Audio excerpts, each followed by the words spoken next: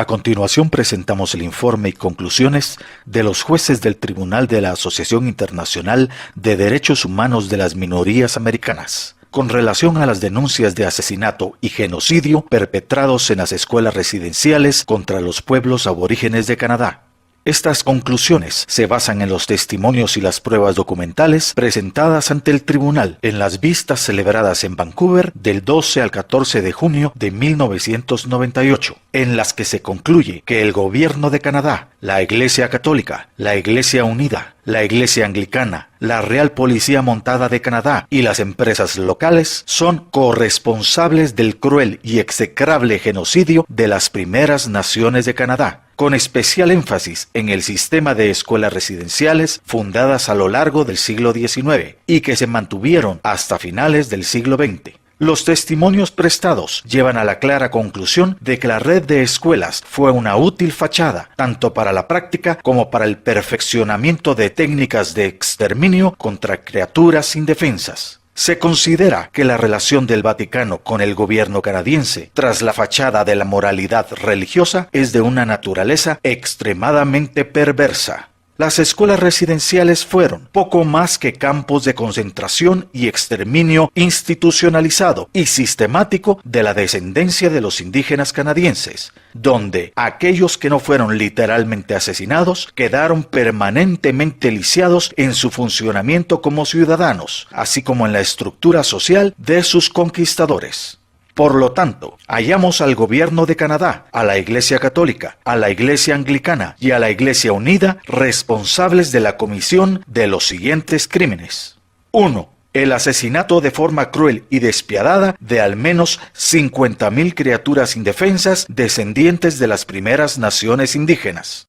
2. La práctica sistemática de un régimen de brutalidad e intimidación en el que imperaba el abuso físico, emocional, psicológico, sexual y espiritual. 3. El secuestro sistemático de los niños separándolos de sus familias y de sus naciones, y su confinamiento contra la voluntad de sus familias en escuelas residenciales de territorios lejanos para provocar el desmembramiento familiar y nacional de sus pueblos.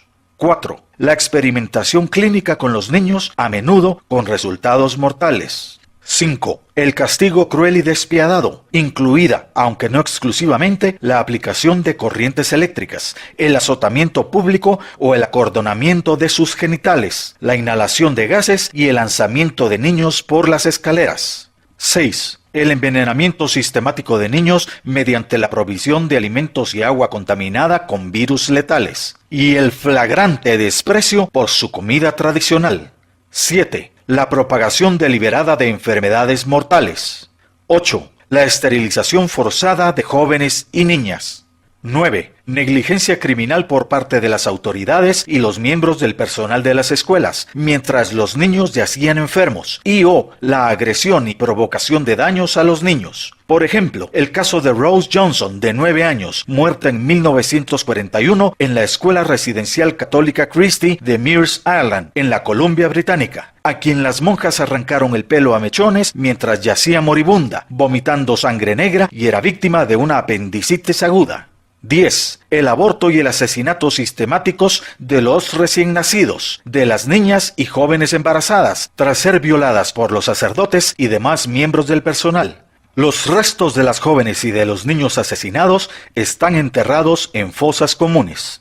11. La institucionalización de un sistema para deshacerse de los cadáveres a través de los hospitales locales sin notificación alguna a las familias y a las naciones, y sin celebrar funerales ni entierros de los fallecidos, enterrándolos en fosas comunes que, según un buen número de testimonios, existen en todas y cada una de las escuelas residenciales.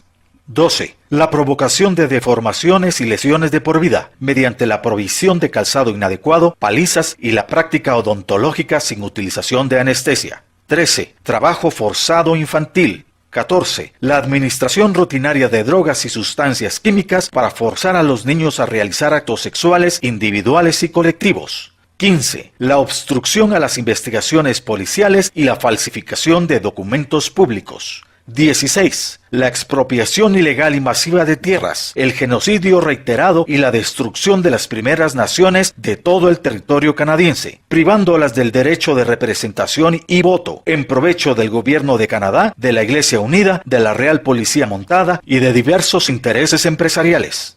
Estos crímenes se cometieron en flagrante violación tanto del derecho internacional, de la Convención del Genocidio de las Naciones Unidas de 1948, como de la ancestral legislación tribal y humana, en base a la cual jamás se hubiera podido dar a la institucionalización de semejante perversión.